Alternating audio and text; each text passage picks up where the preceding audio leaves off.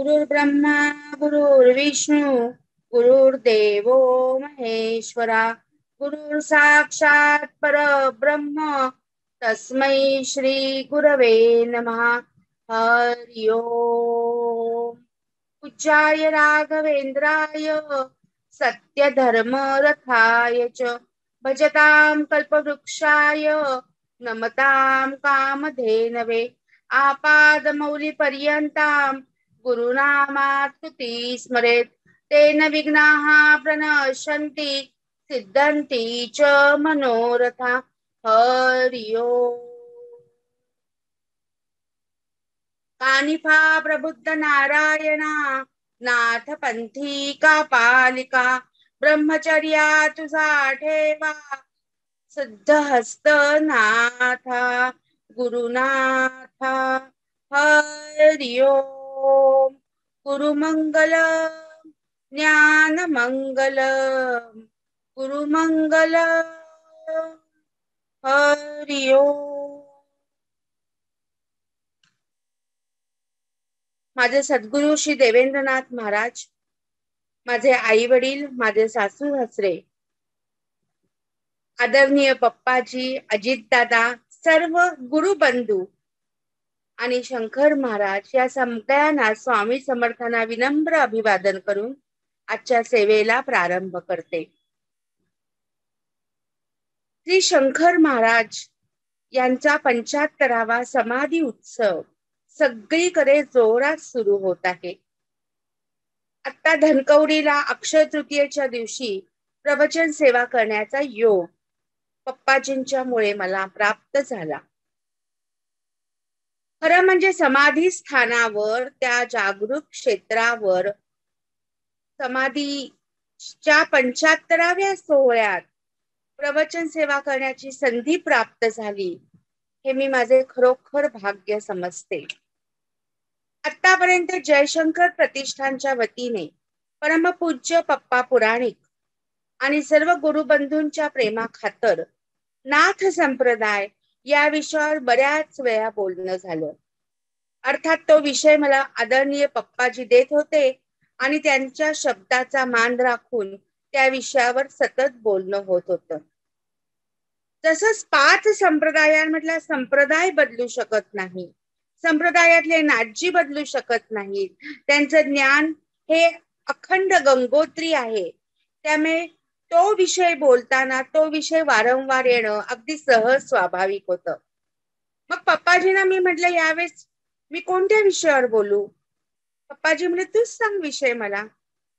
म्हणून मग मी ठरवलं की ज्या संत स्त्रिया आहेत त्यांच्यावर त्यांचं जे योगदान आहे, साहित्यातलं आहे, अध्यात्मातलं आहे, समाजातलं आहे, हे खूप मोठं आहे आणि हे आजच्या महिला वर्गाला समजणं हे अत्यंत आवश्यक आहे. आता परवा धनकवडीवरून निघाल्यावर आम्ही एका गुरु भगिनींकडे गेलो.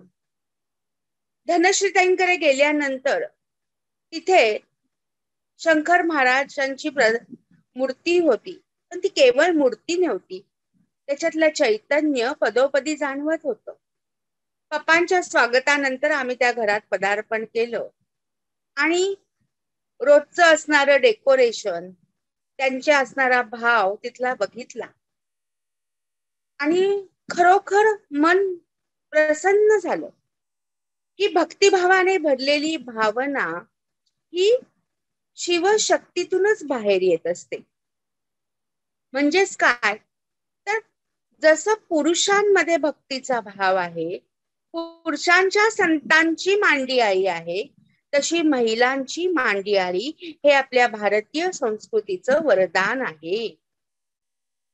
आणि म्हणूनच गोरक्षनाथांनी समाजातल्या प्रत्येक वर्गाचा विकास व्हावा आणि म्हणून महिलांना सुद्धा नाथ संप्रदायी दीक्षा दिली आणि या दीक्षेतून एक महिला म्हणजे एक शक्ती काय परिवर्तन करू शकते हे आपली संस्कृती आपल्याला दाखवते. हे आपले संप्रदाय आपल्याला दाखवतात. आणि अनेक ग्रुप आहेत, अनेक महिलांचे ग्रुप आहेत. त्यामध्ये जय प्रतिष्ठानचा महिलांचा पण एक ग्रुप आहे. तर आज या विषयावर बोलताना तो ग्रुप सतत मनासमोर होता की आपल्या गुरुची पूजा करताना स्त्री असो किंवा पुरुष असो, मनातला भाव म्हणजे आपल्या हृदयातले अष्टसात्विक भाव असे उफाळून येतात. माणूस स्वतःला विसरून जातो. आणि हे स्वतःला विसरून जाण्याचा जो भाव आहे ना, हाच भाव अध्यात्मातला आहे. गुरु शिष्याच्या अंतर्गत नात्याचा आहे, प्रेमाचा आहे. आणि तोच तर या सगळ्या संप्रदायात आहे. म्हणून हे नातं अजरामर आहे. आणि म्हणून हे सगळे संप्रदाय, गुरु, त्यांनी केलेले शिष्य, शिष्याना बहाल झालेलं गुरुत्व आणि त्याच्यानंतर त्यांच्या झालेली समाधी स्थानं आणि पुढे होत असणारा प्रचार प्रसार, हे खरोखर माणसाच्या विकासाचं हे फार मोठं अधिष्ठान आहे. मानवी जीवनाचं एक फार मोठं महाविद्यापीठ आहे. आणि या विद्यापीठावर अनेक महिला संत स्त्रिया हे अधिराज्य गाजवून आहेत. आणि म्हणून त्यांची भक्ती, म्हणून त्यांची श्रद्धा, म्हणून त्यांची त्याग आणि त्यांचे अभंग हे अजरामर आहेत. आणि ते आपण समजून घेण्याचा प्रयत्न करूया. पण संत साहित्य हे महिलांचं असणारं योगदान हे या विद्यापीठाचं एक महान दालन आहे. आता स्त्री म्हटलं की शक्ती आली, स्त्री म्हटलं की ममता आली, स्त्री म्हटलं की त्याग आला. त्यामुळे स्त्रीचं स्थान हे मानवी जीवनात आणि भारतीय संस्कृतीमध्ये खूप मोठं आणि पूजनीय आहे. तुम्ही माणसाच्या आयुष्यातनं एखाद्या स्त्रीला वजा करा, मानवी जीवनातून स्त्रीला वजा करा, सजीव प्राण्यातून स्त्री म्हणजे फिमेल या सगळ्या गोष्टीला वजा करा, जीवनच राहणार नाही. नवीन जीव जन्मालाच येणार नाही. अशी ही जगताची जननी, अशी ही मातृत्वाची शक्ती जिला लाभली आहे, हिचं आध्यात्मिक स्थान फार वरच्या स्तराचे हो.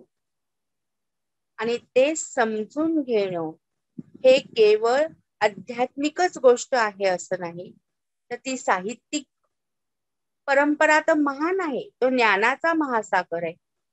पण एक सामाजिक बांधिलकी आहे, कुटुंब वत्सलतेचा तो महत्वाचा भाग आहे. आणि अशी ही कुटुंब वत्सलता, असा हा प्रेमाचा झरा जिच्या हृदयातून सतत वाहत असतो, अशी ही संत स्त्री म्हणजे साहित्याचा, अध्यात्म्याचा, समाजाचा, मानवी मनाचा उत्क्रांत असा एक फार वरचा उच्च बिंदू आहे. त्यामुळे तिचा आदर हा आपल्या भारतीय संस्कृतीचा सन्मान आहे. आणि म्हणून संत साहित्यातलं स्त्री संत दर्शन हा एक महत्वाचा भाग आहे. आणि तो प्रत्येक साधना करणाऱ्या प्रत्येक माणसाला समजणं हे आवश्यक आहे. कारण उपासनेपुरतं गुरुतत्व ठेवून चालत नाही, तर ते गुरुतत्व स्वतःच्या आचरणात, स्वतःच्या कुटुंबात, ज्या परिसरात वाढतो, वावरतो, तिथे आचरणात आणणं हे खूप महत्वाचं असतं. आणि म्हणून स्त्री कशी असते, तर स्त्री ही एका हिऱ्यासारखी असते. आणि ज्यावेळेस अशी स्त्री अध्यात्म शिकते, अध्यात्माची कास धरते, तेव्हा ती अवघ्या घराण्याचा उद्धार करते. आणि म्हणून या बाबतीत ज्ञानेश्वर म्हणतात की या संतांशी भेटता खरे संसाराची व्यथा, या संतांशी भेटता खरे संसाराची व्यथा, पुढता पुढती माथा अखंडित ठेवीन. या संतांचे तेणे कल्पतरूण दुणे, परिसा परिस अगाध देणे, चिंतामणी हेंगावा. अशी ही स्त्री मग कशी असते, ज्याचं सुंदर वर्णन, अगदी शब्दातलं सात्विक भावासकटलं वर्णन जे ज्ञान माऊलीने केलेलं आहे, ती स्त्री कशी असते तर, किंवा ती स्त्री दिसते कशी, ती जीवनात कशी आपल्याला जाणवते, हे जाणून घेणं खूप महत्वाचं असतं. बघा, कुठेही एखादा संत पुरुष येणार असेल, किंवा एखादी साध्वी येणार असेल, किंवा एखादी कर्तृत्ववान स्त्री असेल, भले त्या सिंधुताई सपकाळ असतील, किंवा आदिवासींचं काम करणाऱ्या वाघताई असतील, किंवा अगदी राष्ट्रपती प्रतिभाताई पाटील असतील, या सगळ्यांना बघण्यासाठी आपलं मन आसुसलेलं असतं की हे व्यक्तिमत्व कसं होतं, हे व्यक्तिमत्वातल्या मुखातून येणारे शब्द नेमके कसे आहेत, यांचं कार्य कसं आहे, त्यांचा जीवन प्रवास कसा आहे, ते समाजातल्या लोकांसाठी नेमकं कसं आणि काय करतायत, हे कुतूहल, ही जिज्ञासा प्रत्येक माणसाच्या मनात असते. मग अशा या संत आध्यात्मिक स्त्रियांचा जो वारसा आपल्याला लाभलेला आहे, त्या स्त्रियांचा परामर्श घेताना आपल्या मनात अनेक प्रश्न उभे राहतात. कशा असतील हो मुक्ताबाई? आपण सिरियल मधनं बघतो सालस सोज्वळ, कशी असेल जनाबाई, कशा असतील बहिणाबाई, कशी असेल कान्होबा, कशा असतील वेणाबाई? खरंच कशा असतील त्या? तुमच्या आमच्यासारख्याच आहेत त्या, हाडामासाच्या बनलेल्या, तुमच्या आमच्यासारख्याच आहेत, सर्व इंद्रियांनी युक्त, तुमच्या आमच्याच सारख्या आहेत, ज्या समाजात वावरत होत्या, पण तुम्हाला आम्हाला मिळतंय ना तसं स्वातंत्र्य त्यांना नव्हतं. तुम्ही आम्ही स्वातंत्र्यात असतानाही आजचा स्त्री समाज स्वैराचाराकडे वळलेला दिसतोय, पण त्या काळात समाजातला छळ सहन करूनही आपलं स्थान अजरामर करणारी ही व्यक्तिमत्व नुसती व्यक्तिमत्वच राहिली नाही. तेव्हा कुठलंही डिजिटल माध्यम नव्हतं, तेव्हा कोणतेही नव्हते, एखादी कविता झाली की चला मला प्रसिद्धी कशी मिळते हा विचार नव्हता. तरीही या स्त्रियांचं, या संत स्त्रियांचं साहित्यातलं स्थान, मानवी हृदयातलं स्थान, संस्कृतीतलं स्थान आणि गुरुतत्वाने गुरुभक्तीने भारलेलं त्यांचं मनाचं स्थान आणि समाजाचा विकास आणि त्याच्यातून मानवी जीवनाचा विकास करण्याची त्यांची अंतर्गत प्रतिभा महान, या सगळ्यांना सॅल्यूट. अशा या स्त्रिया नेमक्या कशा होत्या तर सुकृताच्या राशीने भरलेल्या होत्या. श्रवण कीर्तन सत्संग संत संगत प्रवचन हे सतत त्या श्रवण करत होत्या आणि त्यातूनच त्या पावन झाल्या आणि त्यातून त्यांच्या भाग्याचा उदय होत गेला. आज समुपदेशनातून लोकांनी सकारात्मक राहावं आणि नकारात्मक भाव सोडून द्यावा हे सांगितलं जातं, पण या सगळ्या संतांकडे उपजतच या गोष्टी इतक्या भरभरून होत्या त्या वेगळं सांगायची वेळच आली नाही. आणि म्हणून संत संगतीतूनच संतपण प्राप्त होतो. आज बघा समाजामध्ये आपण बघतो, आज साधं मॉर्निंग वॉकला आपण जेव्हा सुप्रभात सकाळी जातो किंवा संध्याकाळी जातो, तेव्हा वेगवेगळ्या ठिकाणी जोड्या बसलेल्या दिसतात. शाळकरी मुलं असतात, शाळकरी मुली असतात. अरे त्यांना पावित्र्य तर सोडाच, पण नेमकं हे काय नातं आहे हे सुद्धा ठाऊक नसतं, पण तरी ह्या जोड्या तशाच बसलेल्या असतात.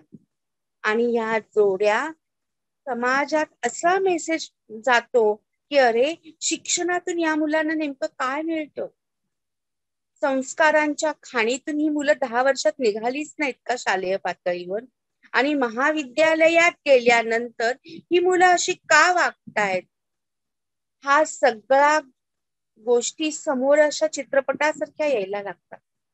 आणि मग मनात येतं, संत जनाबाई घ्या, संत मुक्ताबाई घ्या, त्यांच्या समोर संस्कारच होते, पण आजची प्रलोभनं नव्हती. आणि म्हणून या संत स्त्रियांचं असणारी सकारात्मक विचारसरणी ही शुद्धतेकडे जाणारी होती, म्हणून त्या संत आहेत. सगळ्या स्त्रिया संत नसतात. संत नसलेल्या सगळ्या स्त्रिया जरी संत पदाला पोचल्या नसल्या तरी काही स्त्रिया या संतांचं आचरण जगत आपल्या कुटुंबाचा उद्धार करत असतात. आणि म्हणून या सगळ्या संत स्त्रियांचा जर आपण विचार केला तर लक्षात येतं, भक्तीतून मन हे आत्म्याकडे वळतं आणि मग ती संत स्त्री ही अंतर्मुख होत जाते, तिचं आत्मबळ हे वाढत जातं. संत एकनाथांनी आत्मनिष्ठ प्रवास आणि त्याचं महत्व हे त्यांच्या ह्याच्यातून सांगितलं. जोपर्यंत माणूस स्वतःच्या मनाला बदलून टाकत नाही तोपर्यंत त्याचं परमार्थात लक्षच लागणार नाहीये. आणि एकदा त्याचं परमार्थात लक्ष लागलं की परब्रह्माने त्याला बांधून ठेवलं जातं. आणि त्यामुळे सामान्य पातळीवर न गुंतता सत्संगात राहूनच ह्या संत स्त्रियांनी अभंगांची आणि ग्रंथांची निर्मिती केलेली आहे. आणि त्यातूनच त्यांचं सत्वशील मन आणि त्यांची मनोवृत्ती ही पुढे पुढे गेलेली आहे, हे आपल्या लक्षात येतं. मुळात अध्यात्मात स्त्री आणि पुरुष हा भेदभावच नाहीये. मग नेमकं काय आहे तर परमेश्वराशी एक रूपतेचा भाव, समरसता जेव्हा होते तेव्हा एक प्रेमाचा सोहळा होतो.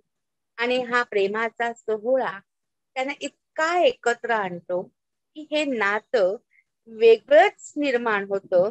आणि म्हणून गुरु शिष्याची परंपरा या प्रेम सोहळ्यातून, या भक्ती सोहळ्यातून, या निष्ठेतून निर्माण झाली. आणि म्हणूनच आपल्या भारतीय संस्कृतीत या गुरु शिष्याच्या अजरामरी अशा जोड्या आपल्याला प्राप्त झाल्या.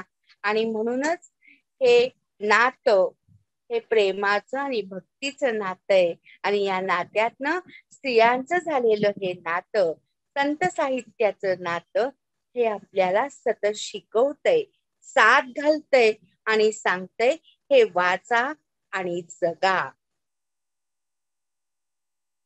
त्याच्यातल्याच एक संतांकडे आपण वळणार आहोत, त्या म्हणजे संत मुक्ताबाई. संत मुक्ताबाई हे नाव कोणालाच ठाऊक नाही असं होणार नाही.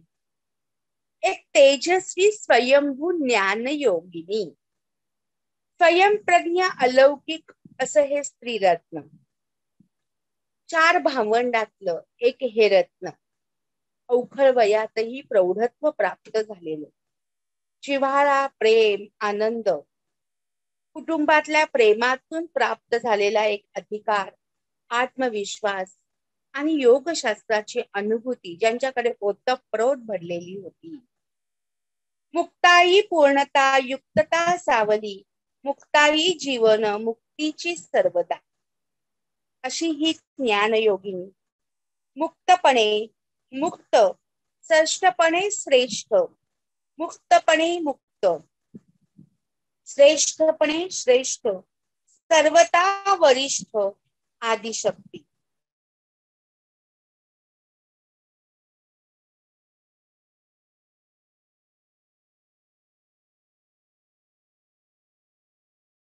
समाजाने बहिष्कृत घेतलं आणि ते त्यांच्या कुटीमध्ये गेले. त्यावेळेस ही छोटीशी मुक्ताई धावत गेली आणि म्हणाली, ताटी उघडा ज्ञानेश्वरा, योगी पावन मनाचा, काही राग जनाचा. आणि मग असे हे योगी पुरुष सगळ्या जगाचे राग हे पोटात घेतात आणि पोटात घेऊन जगाचा उद्धार करतात. हा सल्ला या नाथ योगिनींनी दिला. संत निवृत्तीनाथ हे तिचे गुरु. ज्यावेळेस त्यांना मांडे भाजायचे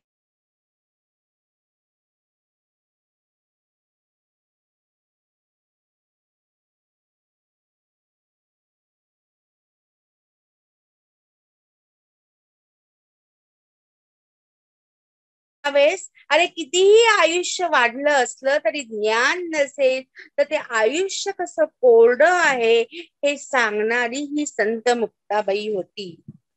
अशा या संत मुक्ताबाईंचे ताटीचे अभंग हे मराठी साहित्यातले हे अजरामर असे आहेत. आणि म्हणून त्यांनी त्यांच्या सिद्धावस्थेचा हा विकास होत असलेला आपल्याला बघतो. आणि म्हणून निश्चल अशी एक स्वरूप अवस्था त्यांच्या अभंगातून आपल्याला बघायला मिळते. सामर्थ्य, सहजानंद, निर्गुण प्रतीती, ज्याला आपण म्हणतो की सगुणाकडून निर्गुणाकडे जाणारा एक वेगळा प्रवास. त्यांच्या अभंगात कुठेही वायफळपणा तुम्हाला दिसणार नाही. प्रत्येक शब्द असे सहजावस्थेतून आलेले एका योगिनीच्या त्या छान उमलणाऱ्या शब्दकळा आहेत. अशी ही नाथ योगिनी म्हणजे योगवाणीचा हा परमोच्च असा उच्चार आणि उद्गार त्यांच्या अभंगवाणीतून आपल्याला दिसतो. आणि हा परमोच्च आत्मविस्तार हे नाथ योगिनीच्या जीवनाचं फार मोठं चित्र आपल्या डोळ्यासमोर येतं. नंतर जी आपण नाथ योगिनी बघणार आहोत ती म्हणजे महदंबा. महदंबा ही एक फार महानुभावी स्त्री होती. जसे 5 संप्रदाय झाले, महानुभाव संप्रदाय, दत्त संप्रदाय, वारकरी संप्रदाय, समर्थ संप्रदाय, त्याच्यातल्याच महानुभाव संप्रदायातली ही महदंबा ही एक फार मोठी नाथ योगिनी होती. श्रीकृष्ण, दत्तात्रय, चांगदेव, गुंदम, राऊळ या पंचकृष्णांच्या संकल्पनेच्या संस्कारात जिची जडणघडण श्री चक्रधर स्वामींच्या सत्संगातून झाली अशी ही एक फार मोठी महादंबा, एक फार मोठी आध्यात्मिक साहित्यिक अशी कवयित्री आहे. मराठीतलं महदंबा ते ढवळे हे प्रसिद्ध आहे. ज्याप्रमाणे आपण बघतो की मुक्ताईचं ज्ञानेश्वरांच्या आयुष्यातलं योगदान हे महत्वाचं आहे, तसंच योगदान चक्रधर स्वामींच्या आयुष्यातलं आहे. त्यांनी चक्रधर स्वामींना हिनी पूर्वार्ध आणि उत्तरार्ध असं लिहायला सांगितलं आणि त्यांनी लीळा चरित्र लिहिलं. अतिशय बुद्धिमान, विरक्त, तत्वज्ञान प्रमाण असणारी अशी ही महदंबा होती. चक्रधर स्वामींच्या जीवनात ज्या सगळ्या शिष्य महिला आल्या त्या सगळ्या अशाच त्यागमय, निष्ठामय, भक्तिप्रधान अशाच होत्या. आणि त्यामुळे महदंबेचे ढवळे हे एक स्वतंत्र असं काव्य आहे. चौपद्या, लोकगीत, हिरांबा या अशा अनेक गोष्टी त्यांच्या लेखनातून झालेल्या आहेत. अनेक लोकगीत आहेत. ढवळे हे फार मोठ्या संशोधनावरही त्याच्यावर त्यांनी लिहिलेलं आहे.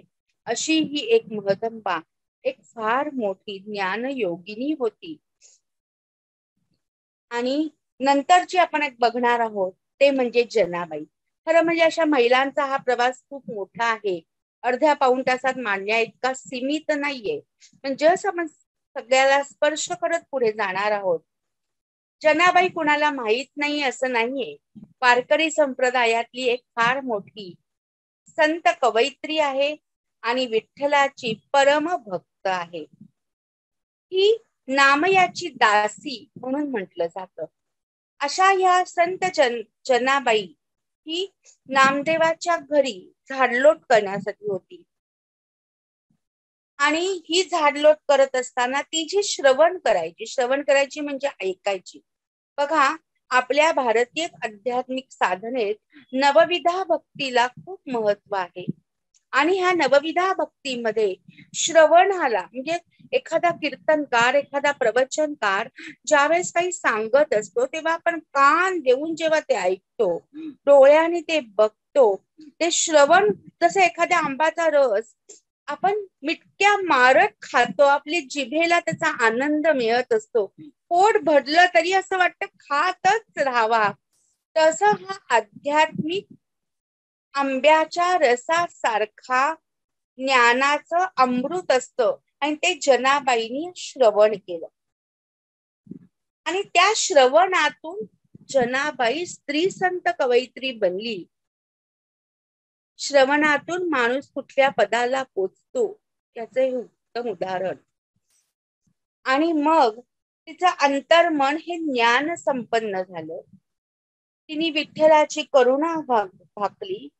अशी ही जनाबाई गंगाखेड मधल्या एका विठ्ठल भक्ताची कन्या होती. म्हणजे विठ्ठलाची भक्ती तिच्या घरात लहानपणापासूनच होती. आणि म्हणून जनाबाई त्याबद्दल म्हणते, माझ्या वडिलांचे दैवत तो हा पंढरीनाथ, माझ्या वडिलांचे दैवत तो हा पंढरीनाथ, योग योग विठाबाई माझे पंढरीनाथ आई. भीमा आणि चंद्रभागा तुझ्या चरणी ग आहे गंगा, धरलिया पंढरीचा चोर, धरला पंढरीचा चोर, गळा बांधोनिया दोर, हृदय बंदी खाना केला, आत विठ्ठल कोंडला, सोहम शब्दाचा मारा केला, विठ्ठल काकुळटीला आला. बघा, सोहम शब्दाचा मारा म्हणजे साधनेची उच्च अवस्था. विठ्ठलाच्या साठी केलेला हा सोहम शब्दाचा मारा, याच्यातून ती विठ्ठलाशी इतकी समरस झाली. विठ्ठलाच्या रूपाचं व्यापक दर्शन संत जनाबाईंना झालं. कारण संत जनाबाईंच्या मनावर ज्ञानेश्वरांचं ज्ञान आणि नामदेवांची भक्ती ही इतकी एकवटलेली होती की त्याच्यातूनच त्यांची अभंग रचना झाली. त्यांचं चरित्र जर तुम्ही वाचलं तर लक्षात येईल, डोळ्यातलं पाणी थांबत नाही. पण या समाजाला वारकरी संप्रदायातली ही एक फार मोठी संत कवयित्री मिळाली. नंतर आपण बघणार आहोत गोणाई आणि राजाई. आधी रचिली पंढरी मग वैकुंठ नगरी, आधी रचिली पंढरी मग वैकुंठ नगरी, जेव्हा नवते चराचर तेव्हा होते पंढरपूर. म्हणजे ही गोणाई आणि राजाई कोण? तर नामदेवांची आई गोणाई आणि नामदेवांची पत्नी राजाई. मग ह्या पण संत कवयित्री आहेत का? हो आहेत. कशा आहेत ते समजून घेऊ. बघा, नामदेवा लहान होते तेव्हा त्यांनी विठ्ठलाला नैवेद्य दाखवला होता. पण नामदेवांच्या आईने म्हणजे गोणाईने अतिशय हलाखीचे दिवस काढले आणि म्हणून ती पंढरपूरच्या विठ्ठलाला नेहमी सांगायची, काय विठुराया, अरे हे काय दिवस आले रे माझ्यावर. आणि म्हणून त्यांनी विठ्ठलाशी जो संवाद साधला त्याच्यात त्यांनी त्यांच्या दारिद्र्याचं वर्णन केलं, त्याच्यातनं स्वतःचे व्याकुळ भाव वर्णन केले. ते गोणाईचे अभंग प्रसिद्ध आहेत. तेच भोग नामदेवांच्या वाट्याला आले. ती राजाई जी त्यांची पत्नी. नामदेव एके ठिकाणी म्हणाले की राजाईला विठ्ठल भेटला, राजाईला विठ्ठल भेटला पण तिला नाही समजला. बघा, त्यामुळे कुटुंबात आई पार्थिवात गुंतलेली होती तर आमचे नामदेव अपार्थिवात गुंतलेले होते. या दोन विरोधी बिंदूंच्या मधला प्रवास हा संत नामदेवांचा चालला होता. आणि म्हणून आई आणि पत्नी यांचं दुःख ते नामदेवाला सांगायचे आणि त्याच्यातून जे अभंग निर्माण झाले ते अभंग गोणाई आणि राजाईचे आहेत. आणि संत साहित्यामध्ये त्याचा उल्लेख आहे. नंतर एक दिवस राजाईला नामदेवांचं महत्व समजलं आणि ते समजल्यावर तेव्हा त्यांना नामदेवांचंही महत्व समजलं की अरे पंढरपूरचा विठ्ठल, विठ्ठल करत जे नामदेव होते ते खरंच विठ्ठल ही काय शक्ती आहे. नंतर आपण वळणार आहोत ते बहिणाबाईंकडे. संत मंडळींच्या मांदियारीतील एक अजरामर रत्न. इसवी सन 1668 भाद्रपद अष्टमीला या माऊलीचा जन्म झाला आणि मग कालांतराने यांना तुकारामांचा स्वप्नात दृष्टांत झाला. काही काळ त्यांचं वास्तव्य देहुलाही होतं आणि तिथे त्यांनी आपल्या पुत्रालाही मागचे जन्म दाखवले. तुकारामचे गुरु श्री चैतन्यनाथ हे नाथपंथी होते आणि अशा या बहिणाबाईंचे अभंग हे इतके मराठी साहित्यात अजरामर झालेले आहेत की त्यांची अभंग रचना ही 729 वर त्यांचे अभंग आहेत. त्याच्यावरही अनेक लोकांनी PhD केलेली आहे आणि हे अभंग जर वाचले तर साधनेचा आणि मानवी जीवनात घेतलेल्या अनुभवांचा गाभा या एका बाईच्या मुखातून, शब्दातून, अक्षरातून सतत प्रवाहित होत असलेला आपल्याला दिसतो.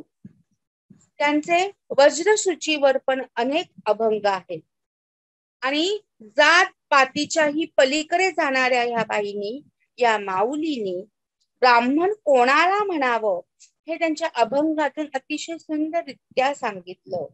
सद्गुरूंचं महत्व पटवून दिलं. तुळशीचं महात्म्य सांगणारे 11 अभंग लिहिले आणि तुळशीची आरती लिहिली.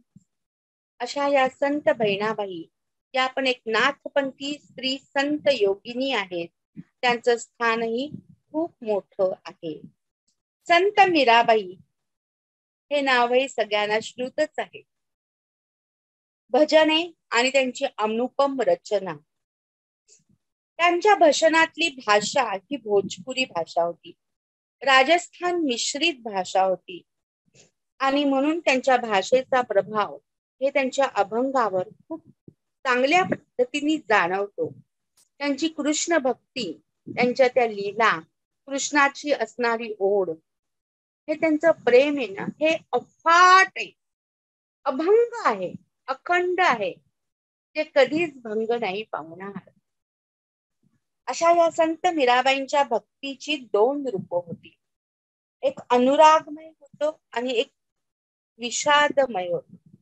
ते विषादमय होतं म्हणजे काय होतं, तर त्यांच्या आयुष्यात जे कठोर प्रसंग आले ते त्यांचे विषाद, दुःख एका ठिकाणी व्यक्त झाले म्हणून विषादमय आहे.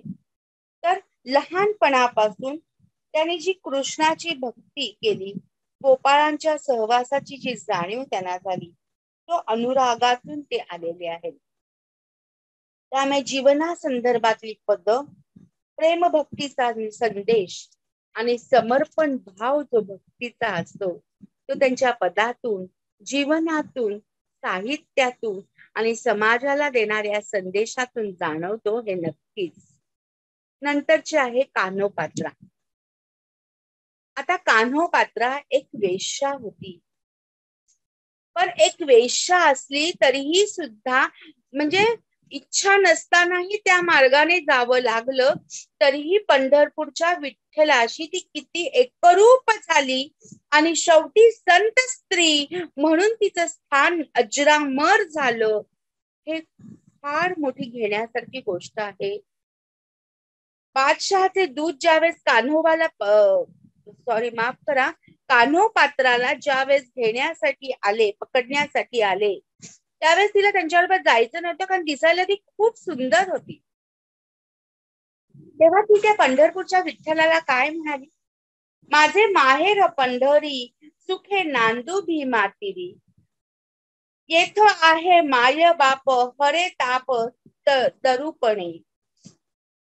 आणि एकदा आईला सांगून गपचूप ती विठ्ठलाच्या दिंडीत सहभागी झाली आणि मग ती त्याच्यातनं सतत त्या विठ्ठलाला आळवू लागली, नको देवराया आता अंत पाहू, नको देवराया आता अंत पाहू, प्राण हा सर्वथा जाये, हरिणीचे पाडस व्याघ्र, धैर्यने फुटो पाहे, मला तुझ्याशिवाय कोणीही या जगात नाही, तुझ विन ठाव न दिसे त्रिभुवनी, थांबे जननी विठाबाई. आर्त भावना ऐकते, तुलाच मी हाक मारते. आणि मग त्या विठाबाईला ती इतकी काकुळतीने हाक मारत होती विठाईला, की ते पकडायला आले होते, पण तिचा प्राण त्या विठाईपाशीच तिथे निष्प्राणपणे झाला आणि त्याच्यातच तिने तिचा देह सोडला. आणि इथे संत कान्होपात्राची कथा थांबते. पण विठाईच्या आर्त भावनेतून एक छान वेगळी कथा आहे, खूप मोठी आहे, आता तेवढा वेळ नाहीये, पण ती ऐकताना डोळ्यातलं पाणी थांबत नाही. आणि ह्या संतांना किती गोष्टींना तोंड द्यावं लागलं. मानवी जीवनात स्त्रियांच्या खूप तक्रारी असतात, काही स्त्रिया समाधानी असतात, पण तक्रार न करता केवळ साहित्यातून, भक्तीतून, समाजासाठी करणाऱ्या या संत स्त्रियांना पाहिलं की वाटतं, अरे तुझं आहे तुझं पाशी, परी तू जागा चुकलाशी. हे प्रत्येक स्त्रीनी ठरवलं पाहिजे आणि याचा विचार हा नक्कीच केला पाहिजे. नंतर संत रामदास स्वामी मधल्या वेणाबाई. समर्थाविना सेवका वक्र पाहे, असा सर्व भूमंडळी कोण आहे. परतत्व स्पर्श कवित्व रसकत्व आणि अद्भुत जीवन लाभलेल्या आमच्या वेणाबाई. समर्थ रामदासांची फार मोठी आणि जवळची शिष्या. वेणाबाईंचं चरित्र वाचलं नसेल ना तर जरूर वाचा. अशी जेव्हा चरित्र वाचनात येतात ना तेव्हा एका बैठकीत वाचायची, की ते वाचून होईस्तोवर तुम्हाला काही सुचलंच नाही पाहिजे आणि त्याच्यानंतर तुमचं मन हे शून्य झालं पाहिजे. असं एक वेणाबाईंचं हे चरित्र आहे. आणि म्हणून ज्यावेळेस वेणाबाई नाथ भागवत वाचत होत्या त्यावेळेस त्यांना जय जय रघुवीर समर्थ अशी वाणी त्यांनी ऐकली आणि मग त्या समर्थमय होऊन गेल्या. त्यांचं चरित्र खूप अगाध आहे, खूप मोठं आहे, पण समाजातल्या अनेक विरोधाला तोंड देत त्यांनी समाजाचं बारीक निरीक्षण केलं, त्यांनी लेखन केलं आणि समर्थ रामदासांशी त्या खूप एकरूप झालेल्या होत्या. संत वेणाबाई या कीर्तनकार होत्या. दीक्षा देण्याचा अधिकार त्यांना प्राप्त झाला होता. त्या ग्रंथकार होत्या. वीणा रामायण नावाचा एक ग्रंथ त्यांनी लिहिलाय आणि ज्यावेळेस त्यांचं कार्य संपलं त्यावेळेस समर्थांजवळ म्हणजे समर्थ रामदासांजवळ त्यांनी प्रार्थना केली की आता मला माझ्या आयुष्याचा शेवट करायचा आहे, पण तो मला तुमच्या जवळच करायचा आहे. त्यांची प्रार्थना समर्थ रामदासांनी ऐकली आणि कीर्तन झाल्यानंतर त्यांनी आपलं मस्तिष्क तिथे पादुकांवर ठेवलं आणि त्या समर्थ रामदासांच्या विलीन झाल्या. आणि कालांतराने आज सज्जनगडावर सुद्धा त्या जिथे विलीन झाल्या तिथे सुवर्णाचं एक छान असं पालवी फुटलेली आहे, झाड आलेलं आहे, हे आपल्या लक्षात येतं. आज सज्जनगडावर ते आपल्याला दिसू शकतं, अजूनही तिथे ते आहे. अशा या वेगवेगळ्या संतांच्या कर्मकथा, जीवन गाथा, साहित्य गाथा या ऐकून इंद्रियांचीही तृप्ती होत नाही, इतकं ते अगाध असं आहे. संत गुप्तनाथ म्हणून नाथयोगिनी शिवदिन केसरींच्या परंपरेतल्या झाल्या. त्यांनी सुद्धा एका स्त्रीच्या आहारी गेलेल्या पुरुषाला, ज्ञानेश्वरांची ती सिद्धयोगी परंपरा आहे, त्यांना त्याच्यातनं बाहेर काढलं आणि एक फार मोठी परंपरा या महाराष्ट्राला दिली आणि शिवदिन केसरींसारखे एक फार मोठे सत्पुरुष मिळाले. तशाच तारकनाथ म्हणून एक फार मोठ्या महायोगिनी झाल्या. मच्छिंद्रनाथ त्यांचे सद्गुरू होते. त्या कट्टर त्यांच्या शिष्या होत्या. पौष अमावस्येला गुरुपौर्णिमा या दिवशी त्यांचा भंडारा अजूनही काही ठिकाणी होतो आणि त्या जिथे जात तिथे त्यांच्या मुखातून रुद्राक्ष बाहेर येत असे. त्या भिक्षा मागायच्या, नाथपंथी बाणा धारण करायच्या आणि मच्छिंद्रनाथांच्या त्या कट्टर शिष्या होत्या. अशा या नाथयोगिनी आणि संत स्त्रिया महिला या महाराष्ट्र भूमीला, या भारताला लाभल्या. मैनावती सारखी फार मोठी नाथयोगिनी गोपीचंद राजाची आई होती, म्हणून गोपीचंद राजा हा नाथ संप्रदायात येऊ शकला. त्या जालिंदरनाथांच्या शिष्य होत्या आणि या नवनाथ भक्तिसार या ग्रंथात त्यांचा कायमचा अंतर्भाव आहे. संत विठाबाईंची मुखेडला समाधी आहे, त्या गोरक्षनाथांच्या शिष्या होत्या. त्यांची साधना उच्च दर्जाची होती. मग गोरक्षनाथांनी त्यांची प्रचंड परीक्षा बघितली, पण त्या सगळ्या परीक्षांना उतरलेल्या होत्या. म्हणजेच आपण हा सगळा कालखंड बघितला तर महाराष्ट्रामध्ये आजही वर्तमान काळात अशा या नाथ योगिनी आहेत. चिंचवडला एक ससाणे आजी म्हणून होत्या, त्या आज नाहीयेत, पण त्या कानिफनाथांशी त्यांचे असणारे जवळचे संबंध, त्यांची असणारी साधना ही खूप उच्च कोटीची होती. सुदैवाने मला त्यांचा सहवासही भरपूर लाभला. शुभ्राय मठ सोलापूर इथे शुभांगी बुवा ताई आहेत. त्यांची ही साधना अशी खूप उच्च दर्जाची अशी साधना आहे. शंकर महाराजांच्या शंकर गीतेमध्ये आपण अभ्यंकरताईंचा उल्लेख नेहमीच ऐकतो की त्या ज्ञानेश्वरीवर निरूपण करायच्या.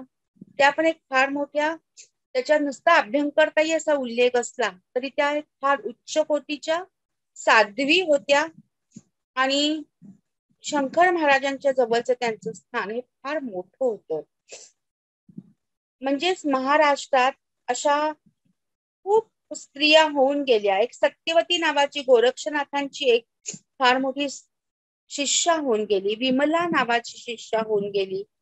म्हणजेच या सगळ्या नाथ योगिनी संत स्त्रिया यांचं स्थान या साधनेतून उलगडलं जाणारं त्यांचं अंतरंगातून बाहेर येणारं उत्स्फूर्त असं त्यांचं साहित्य आणि अभंग, समाजात सकारात्मक बदल होण्यासाठी त्यांनी त्यांच्या साहित्यातून आणि त्यांच्या आचरणातून केलेले त्यांचं कार्य कर्म, त्यांच्या विविध ठिकाणी असणारी समाधी, एका ठिकाणीच समाधी असे पण विविध ठिकाणी असणारी मंदिरं, तिथे होणारे उत्सव आज आपल्याला हाच संदेश देतात की एक महिला समाजाचा कसा उद्धार करू शकते आणि युगानुयुग कसा एक चांगल्या संदेशातून माणूस घडवू शकते. अशातल्या काही नाथयोगिनी नाथपंथी बाणा धारण करत होत्या. त्या नाथपंथी बाण्याचं सुंदर असं वर्णन श्री देवेंद्रनाथांनी अलख निरंजन मधून केलं. हा बाणा गुप्तनाथजी, तारकनाथजी या परिधान करत होत्या आणि म्हणून नाथ संप्रदायात जे 12 प्रकारचे वेगवेगळे उपपंथ आहेत, त्यात विमला देवी नावाची एक फार मोठी गोरक्षनाथांची परमशिष्या होती आणि तिचंही स्थान खूप मोठं आहे. या सगळ्या संत स्त्रियांचा भक्ती, शक्ती, योग विद्येचा अभ्यास खूप मोठा होता. त्यांनी कधीही वर्णभेद केला नाही, जातपात पाहिली नाही, सगुण आणि निर्गुण पूजेला पूर्णपणे आपलंस केलं आणि हिंदूंचं तत्वज्ञान हे समाजापर्यंत नेऊन पोहोचवलं आणि लोकांचा उद्धार करणं, लोकभाषेतून हिंदी, मराठी, संस्कृत भाषेतून वाङ्मय निर्मिती केली, योगाचा मार्ग दाखवला. मानवी शरीर हे सप्तधातूंनी बनलेलं आहे, तेव्हा आपल्या शरीराच्या माध्यमातूनच आपल्याला साधना करायची.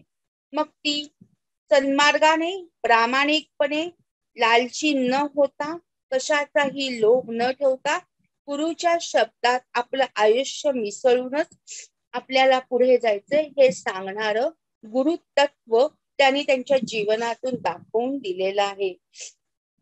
त्यामुळे मराठी साहित्यात, हिंदी साहित्यात, संस्कृत साहित्यात या सगळ्या संतांचं योगदान हे अजरामर आहे, आत्मरूप दाखवणारं आहे, आत्मसंशोधनाचा मार्ग सुकर करणारं असं आहे.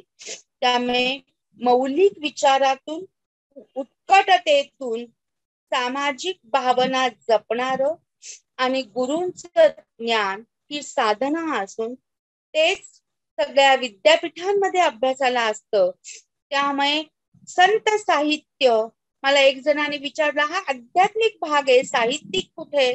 मी मनात हसले, म्हटलं अध्यात्म आहे ते साहित्य आहे आणि मानवी जीवनाचा सिद्धांत आहे, हे एकामेकांच्या हातात हात घालून जाणार असतं. हे जर तुम्हाला कळत नसेल तर तुम्हाला काय पुढे सांगू मी. जसं आपल्या आयुष्यात आपलं शरीर सप्तधातूंनी बनलेलं आहे, मग हा धातू माझ्या शरीरात नाही, हा श्वास माझ्या शरीरात नाही, हे म्हणणं जसं मूर्खपणाचं आहे, तसा हा विचारही मूर्खपणाचा आहे. जर आपल्याला ज्ञानेश्वर माऊली त्यांचे अभंग आणि या सगळ्या संतांचं कार्य जर समजून घ्यायचं असेल तर अध्यात्म आणि साहित्य वेगळं करू नका. तो समाजाचा एक महत्वाचा अंग आहे आणि समाज हा मानवाशी संबंधित आहे आणि मानव हा जगत कल्याणासाठी असतो, जगाचं स्वतःचं आणि इतरांचं कल्याण करण्यासाठी असतो. त्यामुळे प्रत्येक सजीवाशी आणि निर्जीवाशी त्याचा घनिष्ठ संबंध येत असतो. म्हणूनच हे पद, हे अभंग, हे साहित्य ही समाजाची, महाराष्ट्राची समृद्धी आहे, संपत्ती आहे.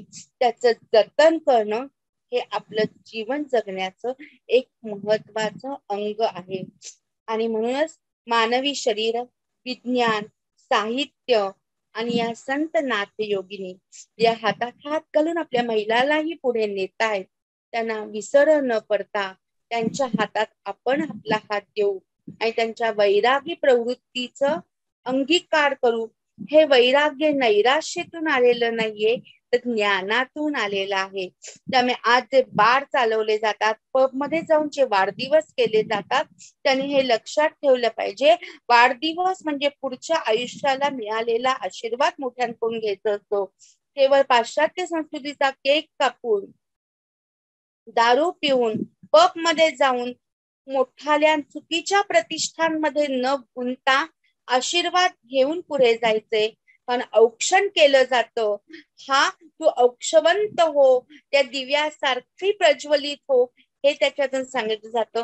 म्हणून त्याच्यात साजूक तूप घातलं जातं. आपलं जीवन या साजूक तुपासारखं असावं, हा संदेश त्याच्यातनं दिला जातो. आणि म्हणून आजच्या या दिवशी या संत साहित्यातल्या स्त्री संत साहित्यांचं सामाजिक, आध्यात्मिक आणि साहित्यिक जे योगदान आहे, हे कमीत कमी वेळात आपल्या पुढे मांडण्याची श्री पप्पाजी पुराणिक यांनी जी मला संधी दिली, त्याबद्दल मी त्यांचं मनपूर्वक आभार मानते. मनापासून त्यांना आणि शंकर महाराजांना, माझे सद्गुरु देवेंद्रनाथ खगेंद्रनाथजींना मनापासून वंदन करते आणि जयशंकर प्रतिष्ठानचं शुभचिंतन करते आणि इथेच सांगते. बोलताना जर काही चुकलं असेल तर ते माझं आहे आणि चांगलं असेल ते माझ्या सद्गुरु माऊलींचं आहे. तेरा तुझको अर्पण. जय गुरु माऊली. आदेश, आदेश, आदेश.